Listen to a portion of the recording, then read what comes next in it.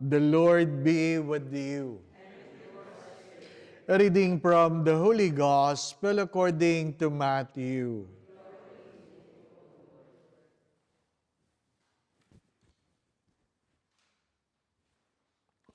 Jesus said to his disciples, "You are the salt of the earth. But if salt loses its taste, with what can it be seasoned? It is no longer good for anything, but to be thrown out and trampled underfoot. You are the light of the world. A city set on a mountain cannot be hidden, nor do they light a lamp and then put it under a bushel basket. It is set on a lampstand, where it gives light to all in the house. Just so your light must shine before others, that they may see your good deeds, and glorify your heavenly Father."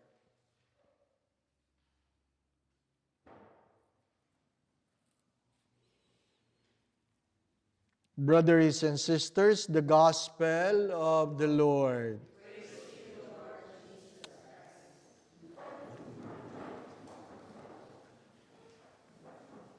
Para kita ko kayo. Yan po ang picture ni Saint Charbel. Ano po? Ito po, ito sa wall.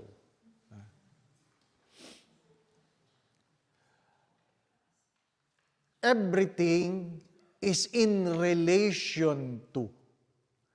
Everything is in relation to. We venerate Mary in relation to Jesus.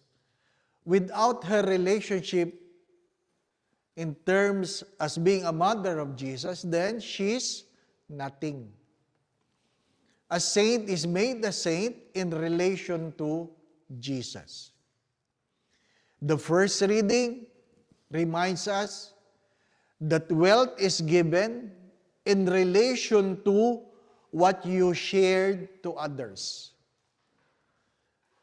It is not enough that you prosper, live in abundance, successful, without sharing what you receive. It is always in relation to. Saint Paul was called in relation to. He said, brothers and sisters. Now, the gospel speaks of salt and light. The meaning of salt, in relation to. Ano po? In relation to. Nung kami po ay lumalaki, ang aming mga magulang, bumili ng baka.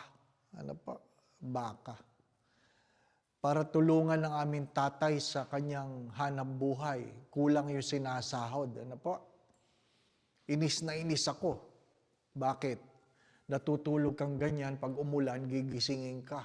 Ano po? Kunin mo yung baka. Baka magkasakit. Ano po? Yung baka ang baka magkasakit. Ano po? Bakit ako? Hindi ako magkakasakit? Ano po? Eh, sabi niya, nakakainom ka ng biogesic, yung baka hindi. Ano po? Ano? Nanay. But every week, we get a salt and we rub the tongue of the cow. Palagi namin kinukuskus ng asin yung dila ng baka. Bakit? Para may ganang kumain. Opo, may ganang kumain. Yung kayo, hindi niya kayo kailangan kuskusan. Palagi kayong ganadong kumain. Kasi pag ganadong kumain, mas mabilis tumaba. Ano po? Mas mabilis tumaba. So, saan ginagamit yung asin? As the saying goes, rivers don't drink their own water. Rivers don't drink their own waters. The waters is always being shared. Ngayon, yung asin in relation to. Kung baka, mas maraming asin. Pero pag ulam, hindi pwedeng maalat. Tataas ang blood pressure mo, di po ba? No? Pero kung pamburo, kailangan marami para hindi mabulok. Do you know that ice, they put salt in it because it keeps the ice solid. Kung medyo maalat-alat, mas matagal matunaw ang yelo. At yung yelong yan yung ginagamit na pang-preserve ng mga isda. Hindi po ba? Ano? So, depende. In relation to. Ganon din yung ilaw. The light in relation to. Not for himself, but for others to see. Light must not be so much, kasi pag masyadong malinaw, maliwanag, nakakasulok. Hindi mo na rin makita. Pag malabo naman, wala ka rin mabasa. It should be enough in relation to. Now, what is the invitation? We are created in relation to. You are a mother in relation to your children. You are a husband, a wife in relation to your spouse. How many mothers are more mothers to their children than a wife to their husband?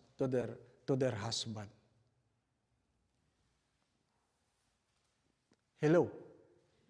Yung mga may asawa, how many among you are more of a mother than a wife to your husband? Di ba, anak? Mali ba yun? Hindi. May role ka as a wife. The same, a husband. There are husbands that are more provider than a husband to their wife. Because we forget the relationship. The relationship. Whether you like it or not, we will go to heaven based on our relationship. We feed the hungry, we give drink to the thirsty, we clothe the naked, we welcome strangers, we visit the sick, we visit those who are in prison, we bury the dead.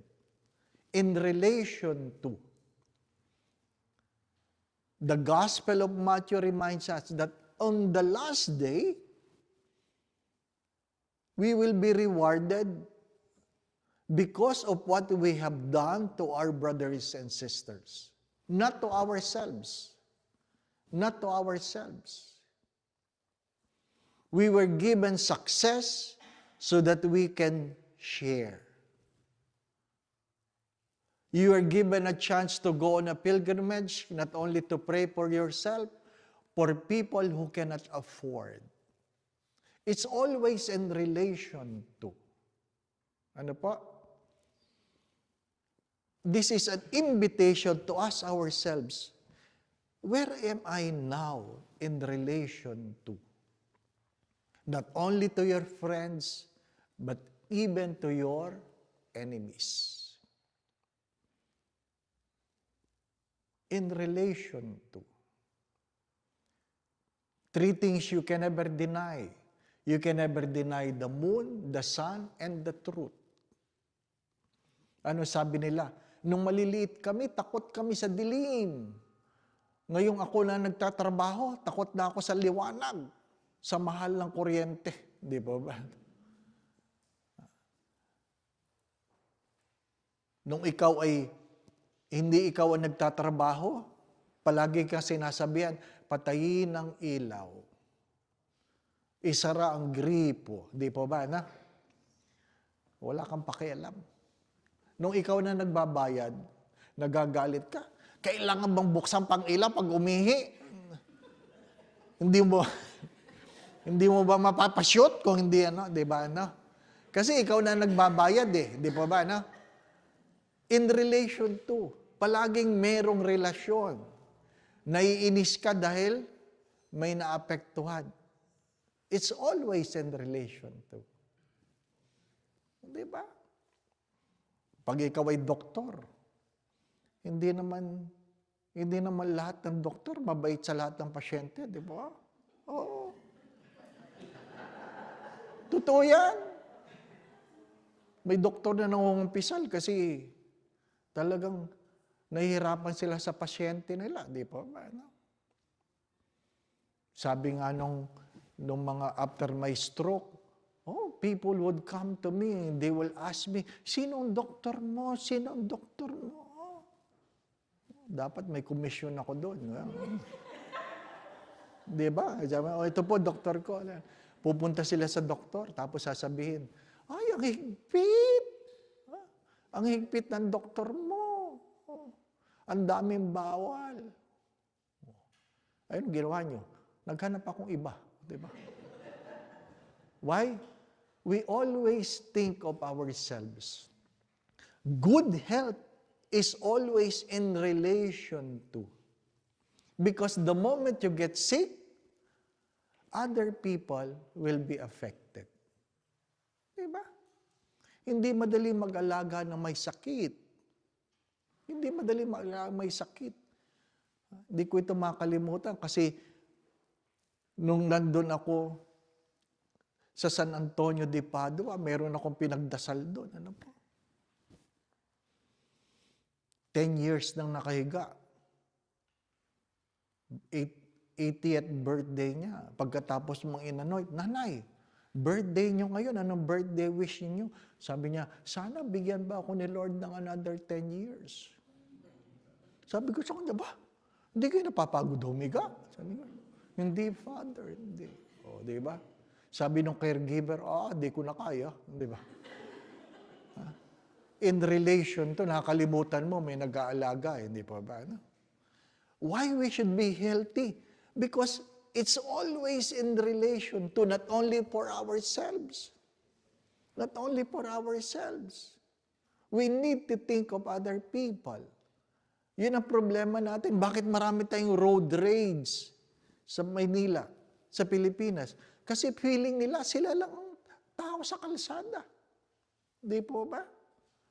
Feeling nila, they are so entitled. Nagkakalat sila, nag-aaksaya sila ng pagkain because they have forgotten that life is always in relation to. Sa kagaling, naglibing. Ay, ba't ang dami ng kalmot? Lumaban pa eh. Ibig sabihin, buhay pa, nilibing na, di ba ba? We want to eliminate people makes our life miserable. But we seldom ask the question, how about me? Am I not making some people's lives miserable? Diba? Palaging tayo, nakakalimutan natin yun. Nakakalimutan natin. Ang iniisip lang natin kadalasan, yung sarili kong comfort. Yung sarili kong saya. Ako lang. Ano po? But we were created in relation to. Rivers never drink their own waters. Ano sabi nila? It is understandable for children to be afraid in the dark. But what is alarming is that adults nowadays are afraid in the light. That's ironic. It is understandable for children to be afraid in the dark, but is alarming for an adult to be afraid in the light. It is always in relation to. My dear friends, my brothers and sisters, life will never be measured in success. The reformists of the Carmelites, Saint John of the Cross, I have said this, that we will never be judged by how much money we have, what titles we have gained, where we have been, but how much love we have given. Because you can always do things without love. Sawa na kayo dito. Pwede ka magbigay na walang pagmamahal, pero hindi ka pwedeng magmahal na hindi ka magbibigay. Pwede ka magtiis ng walang pagmamahal, pero hindi ka pwedeng magmahal na hindi ka marunong magtiis.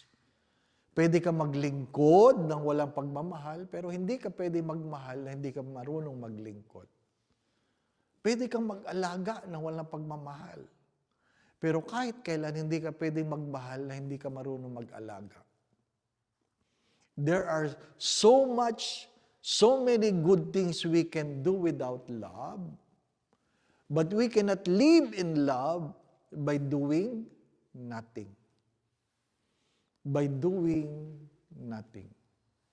The invitation of today's readings and gospel is always to look into our lives in relation to other people. The humanity of Jesus, the incarnation of God, is about His relation to us. His relation to us. Iniwan niya ang langit para sa makasalanang sanlibutan.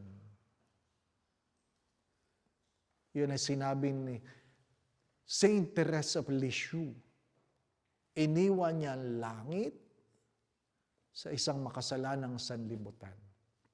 In relation to.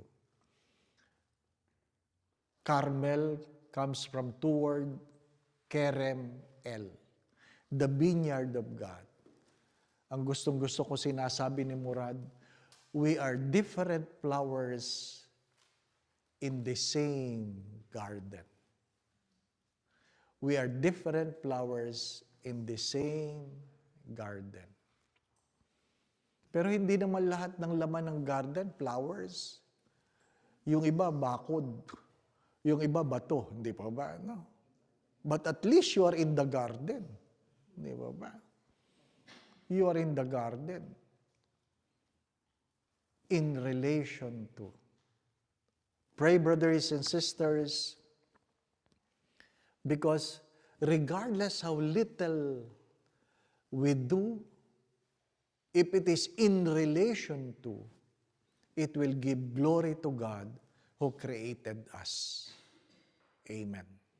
Again, remember that rivers don't drink their own water. Life is always in relation to. Ano pa?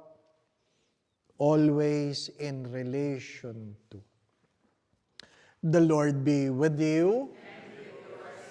And may Almighty God bless you and your family, the Father, the Son, and the Holy Spirit. Amen. The Mass has been offered. We continue to love and serve the Lord. Thanks be to God. Let's sing Salve Regina, page 12.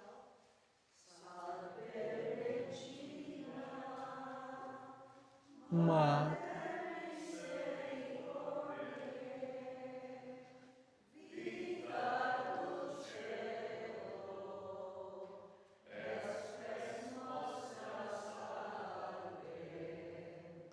Ante clamamos,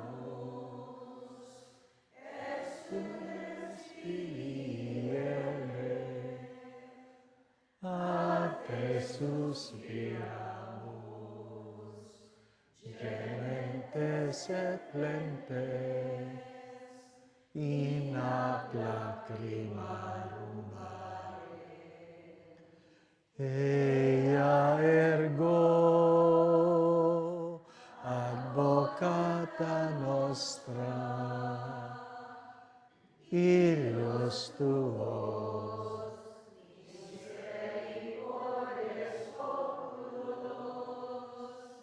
ad nos converte. Et Iesu, benedictum fructum ventris tui, nobis hoc exilio, oste,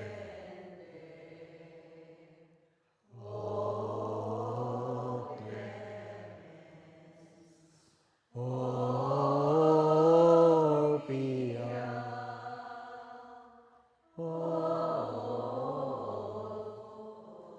Tuci,